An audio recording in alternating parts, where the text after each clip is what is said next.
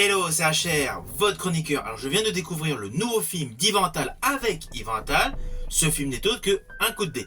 Avant d'aller plus loin, avant de démarrer mon analyse, mes réactions, n'oublie pas, si tu n'es pas abonné, pense à le faire. Si tu aimes ce qui suit, pense à liker et partager. Let's go!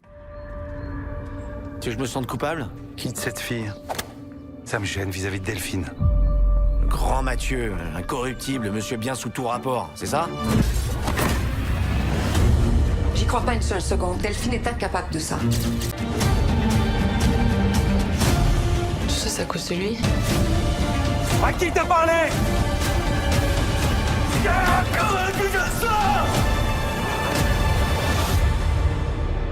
Je ne sais plus qui a dit.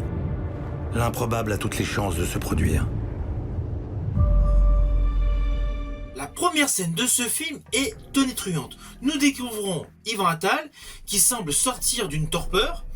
Des policiers sonnent à sa porte. Et là, assez rapidement, une voix off, c'est-à-dire sa voix à lui, nous raconte ce qu'il s'est déroulé auparavant. Et là, il y a un bond en arrière de plusieurs années.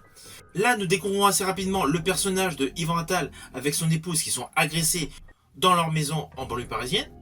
De fil en aiguille, le personnage de Guillaume Canet arrive et grosso modo les sauve de l'agression. Voilà, c'est assez rapide au début pour tout de suite rentrer dans le vif du sujet, c'est-à-dire 10 ans après. 10 ans plus tard, cet événement, les deux hommes vivent maintenant dans le sud de la France. Ils sont devenus assez aisés et ils travaillent dans l'immobilier. C'est le postulat de base de ce film.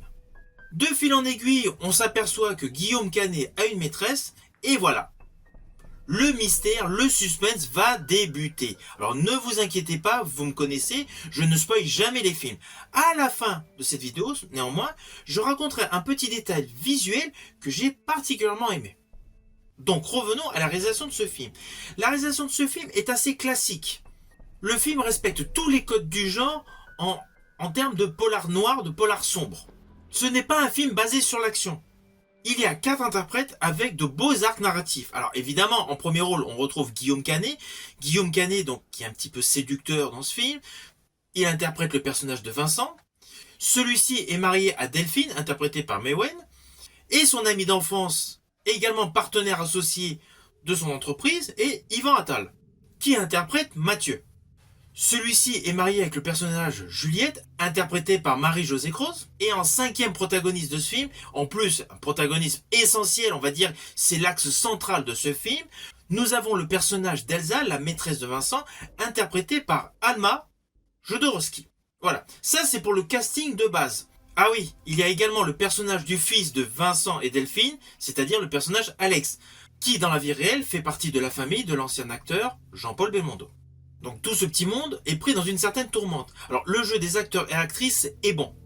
C'est indéniable, ils ont du talent, ce sont des acteurs et actrices confirmés, et honnêtement cela se voit à l'écran. Alors principalement vous voyez Guillaume Canet et Yvan Attal, mais les deux sont excellents. Ils passent chacun par diverses émotions, et franchement, ils les maîtrisent à perfection. Leur jeu d'acteur est très bon. À cela s'ajoute, certes, une réalisation assez classique, des plans séquences assez classiques, mais l'intérêt de ce film est d'avoir vraiment une immersion au sein d'une histoire ténébreuse et surtout une histoire qui semble sortir d'un fait divers. Vous allez découvrir au fil des avancées de ce film des thèmes récurrents, des thèmes sociétals. Alors les deux principaux thèmes sont la vie de famille et la tromperie. Oui, quand je dis tromperie, c'est l'adultère. Alors je vous le dis d'entrée de jeu, n'attendez pas de scène d'action.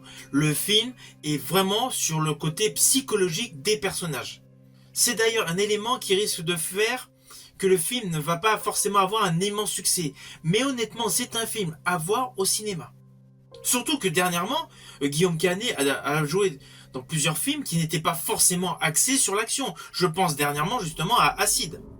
Selon l'INRS, des pluies 1000 fois plus acides que la normale ont été enregistrées. On a pas marre de toutes ces merdes là. Je t'en fous la planète, c'est tout. La fin du monde tous les 2 jours. De toute manière, ça me concerne plus que toi. Tout comme la dernière prestation d'Yvan Attal dans le film La Syndicaliste. Vos questions à la direction, vous gérez bien auprès du ministre. Vous vous prenez pour qui? Faites attention.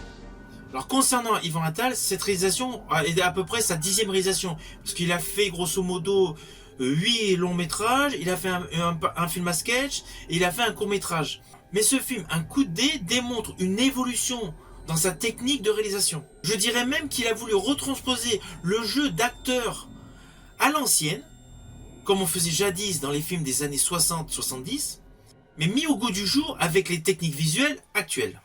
C'est un film qui est réellement concentré sur le jeu des interprètes. Et l'histoire tient largement la route. L'histoire est cohérente, et comme je vous l'ai dit, elle pourrait vraiment être la résultante d'un fait divers que vous avez pu lire le matin dans le journal, ou tout simplement découvert à la télé. Alors attention à ce que je vais dire, c'est un spoil, mais c'est un spoil visuel. Il s'agit d'une scène, alors je ne vais pas dire à quel moment elle se situe dans le film pour que vous ayez vraiment la surprise, où Ivan Attal est dans un avion et il y a un orage. Et du coup l'avion ne va pas décoller. L'expression du visage d'Ivan Attal sur cette scène fugace, c'est une scène extrêmement courte. Elle est criante de vérité. Juste ce petit plan séquence, il est impeccable. On ressent vraiment toutes les émotions qu'il peut ressentir à cet instant T. Voilà, c'était mon petit spoil. Vous voyez que ce n'est pas phénoménal, mais c'est un détail technique, c'est un détail visuel que j'ai particulièrement aimé. C'était lui qui lui faisait porter le chapeau. À qui t'as parlé?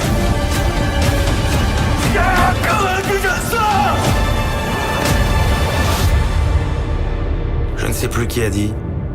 L'improbable a toutes les chances de se produire.